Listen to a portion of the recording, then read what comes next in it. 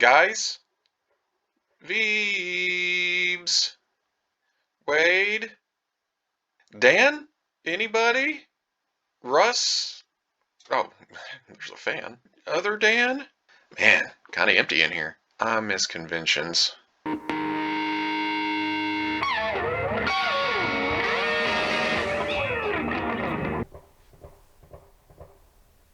Really? Okay, people, welcome back to another Fwoosh Weekly. As always, I'm Robo, and man, it's another one of those weeks that started slow, but right at the end, it's like, as you saw from the intro, the Tamashii Nation's 2020 show went up virtually, and it's just like being at a convention. Well, except for, you know, the people and the penguin walking. Hey, I'll be there in 20 minutes. But there is a lot to cover there, and if you're looking for Dragon Ball Z news, I don't know. I don't know what's new. I don't know what's old. I haven't been keeping track, and I look at all these pictures and I think, oh, that's a lot of stuff. And I don't know what's already been solicited and what's new and what's just prototype. And so, if you're interested in the DBZ stuff, head over to the Tamashii Nations show. And that's weird to say, head over to the show, because it's on your internet.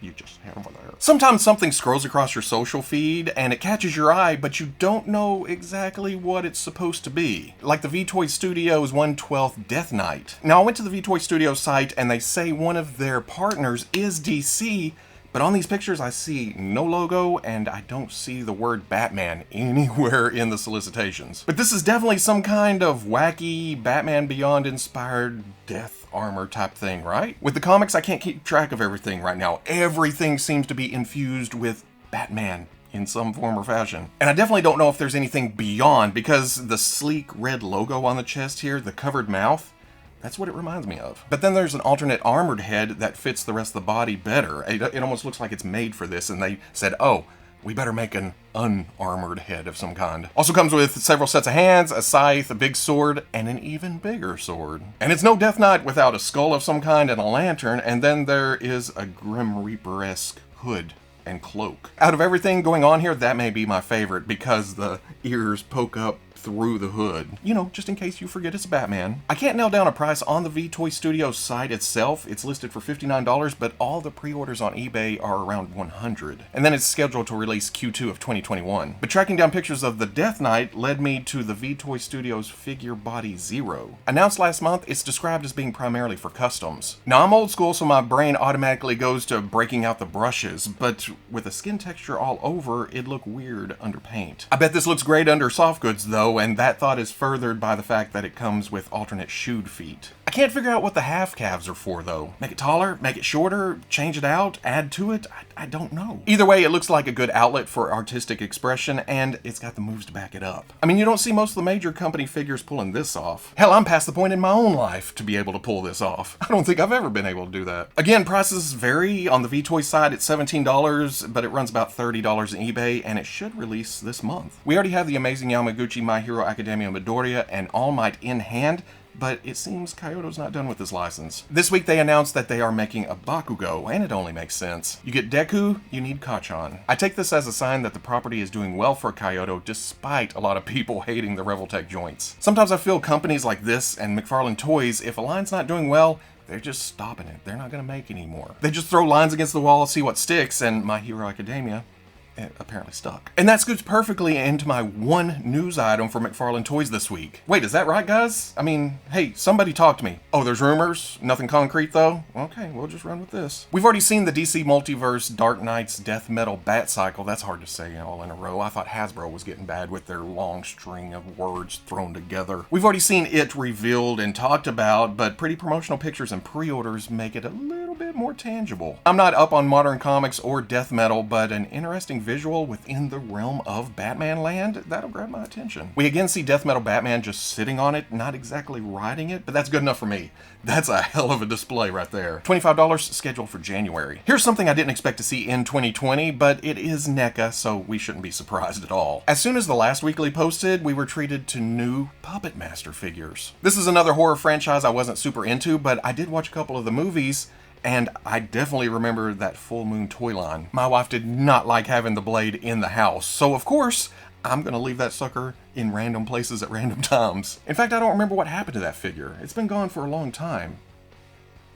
Hey! NECA is swooping in and giving us another chance to own Tunneler, Blade, Torch, and Pinhead in plastic form again. These will release in 2-packs, and we get a glance at Pinhead's tool and Torch's torch. And is that an articulated jaw? Hopefully these sell well and we get Jester and Leech Woman and Six Shooter and Decapitron, maybe retro versions? No info at the time I'm shooting this, but hopefully at pre-order soon. For less exciting news from NECA, but still news, here is the final packaging for the 1990 movie Teenage Mutant Ninja Turtles Splinter vs. Shredder. And I don't mean less exciting in a bad way. It's just that these have been released before and the packaging isn't too much new. It's that same design, but it is good for collectors who missed out on those first releases.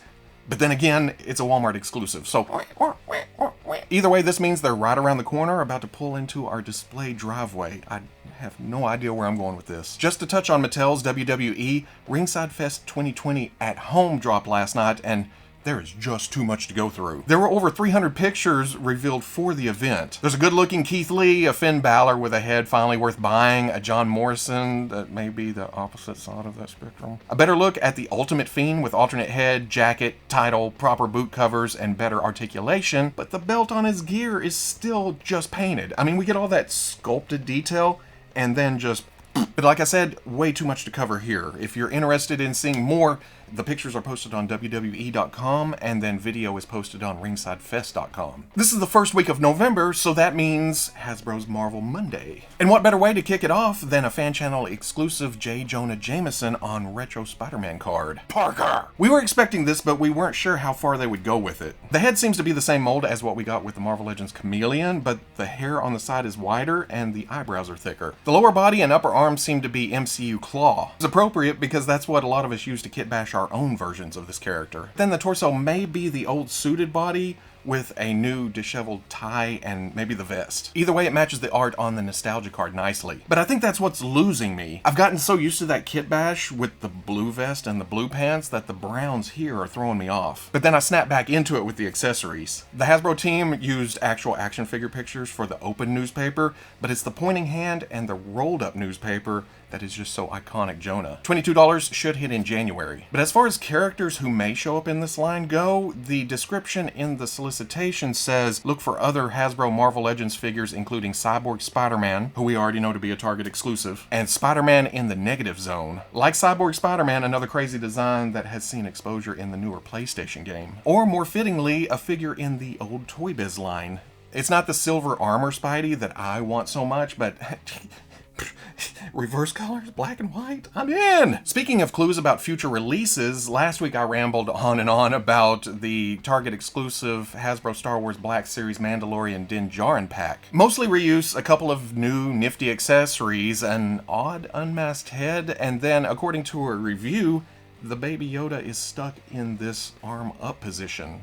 What's that about? But what I meant to mention but completely forgot about is the art on the side of the package. This release has the new style packaging with the angled side and the color coordinated artwork for the Mandalorian itself, but if you look real close, there's a blaster floating into frame. Whose blaster? Oh, Grief Karga's blaster. I know we've seen the rumors and we've seen the leaks, but I take this as a little proof. They put it on the package, it's gotta be made, right? Right, Hasbro? Come on. I'll take any and all Mandalorian characters they want to throw at us. And that goes for you too, Bandai. Sure, I've had my gripes about SHFiguarts Star Wars this year, but it hurts my heart that they've backed off a bit. I want to see more figures getting out there. And like I mentioned, Tamashii Nations 2020 started last night, and for their Star Wars display, it was all about the Mandalorian. And it was all mostly stuff we've seen before. We already have a couple in hand, like the IG-11 and the Beskar Mandalorian, and then a couple we already have on pre-order, the Heavy and the Armorer, and then a couple that we've seen at shows before. The speeder bike with Scout and the Remnant Stormtrooper we saw at Tokyo Comic Con last year, I think. But showing it again, going through all the trouble of putting it into the display, does that mean there's a better chance of them getting made? Or are they just filling space and said, oh, Mandalorian's hot right now, here's some more Mandalorian stuff. For Black Widow, we see the released Natasha and Taskmaster, but they've also added a White Widow.